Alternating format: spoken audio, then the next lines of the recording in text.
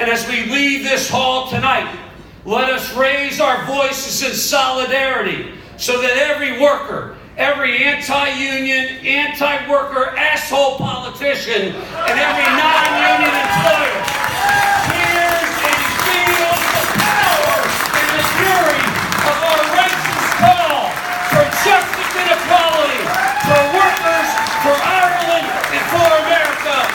So my brothers and sisters who are the backbone and the heart and soul of the trade union movement, let us never forget that we ourselves must stand together, that we ourselves must stay together, that we ourselves must fight together, and we ourselves must win together. And when we do, we will change the course, the direction, and the destiny, and the future of our movement, of our nations, and of our world. God bless the labor movement.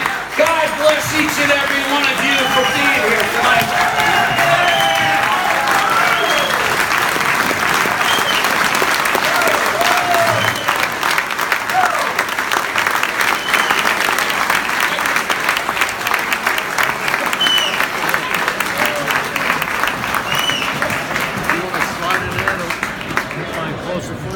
So now, brothers and sisters,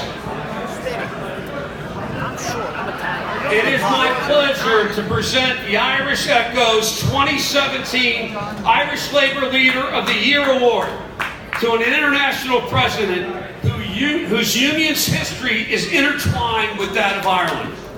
The Transport Workers Union was founded in 1934 by the legendary Mike Quill, who Martin Luther King Jr. described as a man that ages will remember.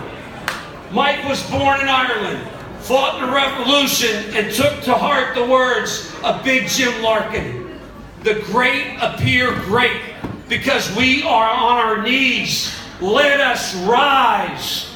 Over the course of 3 decades, Mike Quill and the TWU ensured that tens of thousands of transit workers were never on their knees and always fighting for their rights. Thanks to the man we honor tonight, they're still rising, they're still fighting, and they're still standing tall. A proud Irish American whose family in Derry, John Samuelson, has been an outspoken supporter of a free and united Ireland. He's a born organizer, a master negotiator, and a fearsome political and legislative operative. He is hard-working, hard-charging, tough and tenacious working-class warrior who is passionate about the cause, the purpose, and the mission of our movement. He is a leader that knows that our movement is not about individual achievement, that our success is based on collective advancement. A champion of all those who keep people moving in this great city and throughout this great nation, John shows us all what it takes and what it means to be a true labor leader.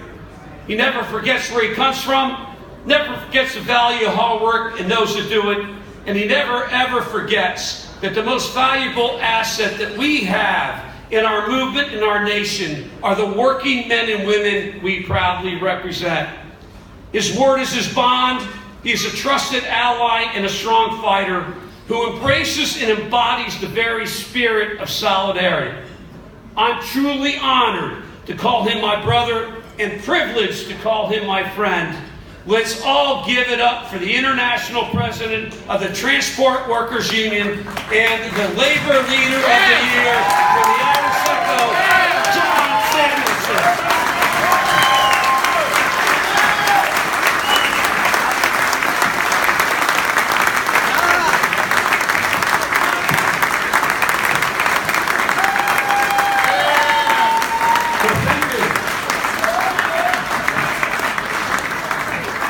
And thanks to Terry for that great setup.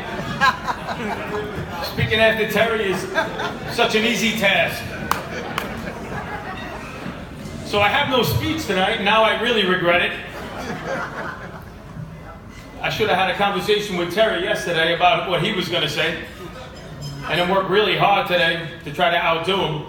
But maybe it'll work out for the better because I have absolutely nothing written right now.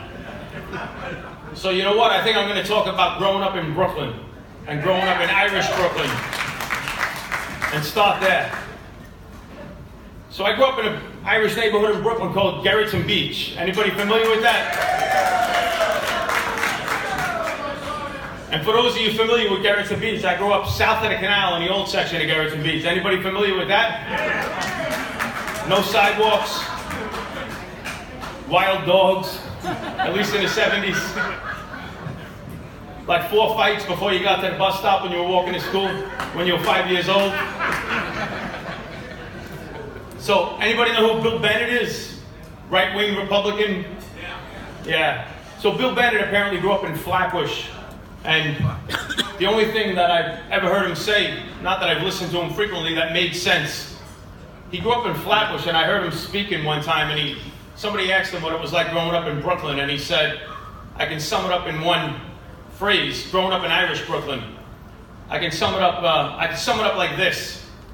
I was walking to church one day, and 2 guys were getting in a fight, and I walked up to them and said, is this a closed fight or can anybody get into it? And I was like, that was what it was growing up in Gerritsen Beach in the 1970s in the old section. I like that. Anybody can relate to that? Any Irish Americans in here that can relate to that? So, I was thinking about this yesterday. There's a big difference between Irish American culture and Irish culture.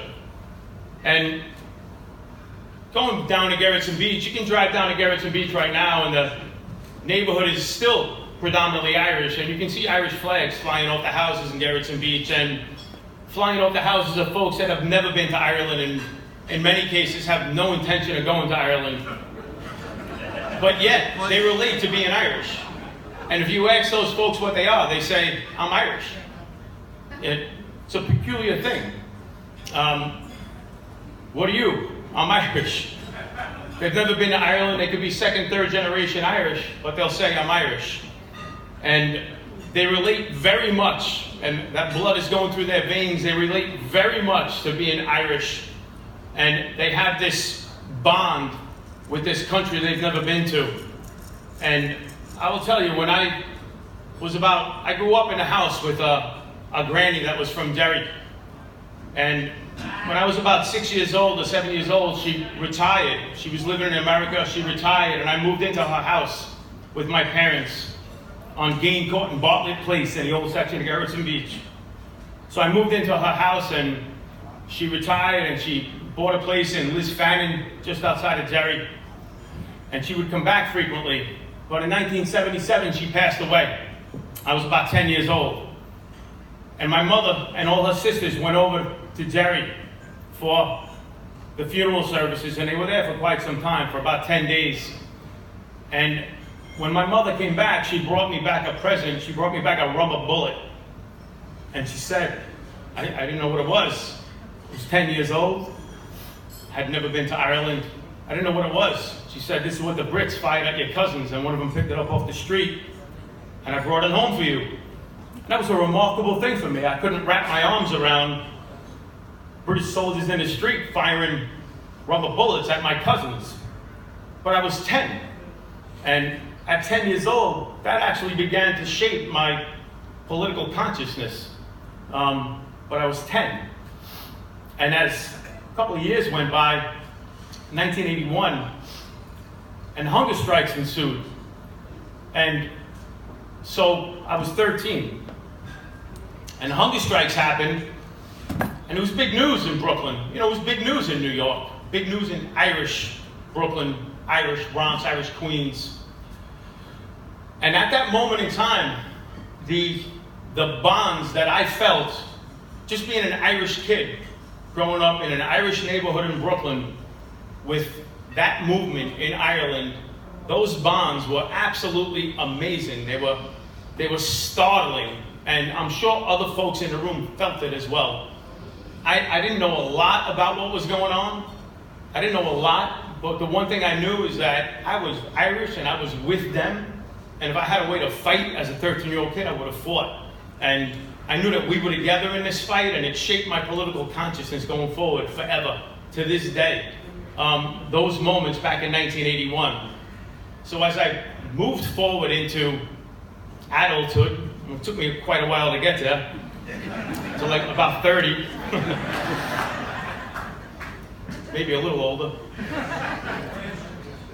So as I moved forward into adulthood and I started winning bigger and bigger elections within the TWU, I started going to Ireland when I was in my early 20s. And I began to see firsthand. I began to go to Derry. I began to meet my cousins. And my cousins started coming to New York. So I began to see firsthand what was going on in the early 90s and really getting a love for Ireland. And even before that, I had uncles from Brooklyn that were involved in the labor movement, that were involved in the quest for, in the Irish labor movement's push for human rights in Northern Ireland, and the Irish labor movement's support of the McBride principles. And I was very interested in that, very supportive of that. And as we go forward, and as I moved forward, I got more and more involved, and the more I gained, and the more I moved up through the ranks as an officer in the TWU, the more involved I became. And I became Local 100 president, promised myself that everything I could do, I would do, to support the quest for Irish freedom, to support the Republican movement. I did, and now I'm the international president, and I stand in the same shoes that Mike Quill stood in.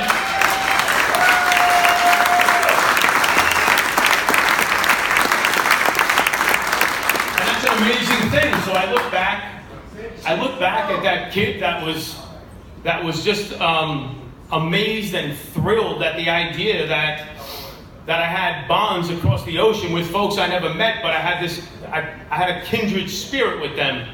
And now, all of these years later, 33, 34 years later, I'm in the job that Mike Quill had, and I'm well positioned to continue to advance the fight for justice in Ireland.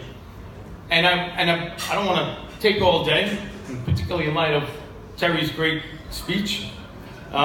Certainly don't want to try to match Terry's speech, but the one thing I do want to say is that just like the labor leaders of the early 80s and then going forward that fought vigorously and used every ounce of leverage at their disposal to push forward an agenda focused on justice in the north of Ireland and the McBride principles and other areas of justice, that we have every opportunity right now to stand on their shoulders, collectively use the power that we have as union leaders in New York and beyond, and fight and leverage and use all the power we have to push for a united Ireland. It can happen in our lifetime. Terry referenced it. I'm 49 years old. It seemed I'm going to be 50 in a couple of weeks, but I'm holding on to every day that I'm 49 years old. Terry referenced it. There is every reason for us to believe that this can happen in our lifetime. It's an incredible thing. It's an absolutely astounding opportunity for all of us. We need to collectively put our strength together, put our wits together, figure out every angle we can, and fight and continue to fight until we achieve a united Ireland in our lifetime. And I will leave with this. I can't possibly leave with the crescendo that Terry did, but I'll leave you with this. Bobby Sands said, "Our revenge will be the laughter of our children. Our revenge can be the laughter of our children in a united Ireland." Thank you very much, everybody. I really appreciate it. Thank you.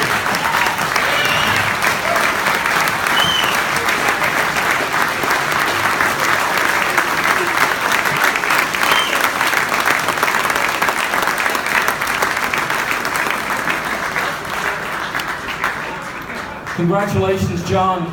As you walk in Mike Quill's shoes, the Irish Echo will be with you every step of the way.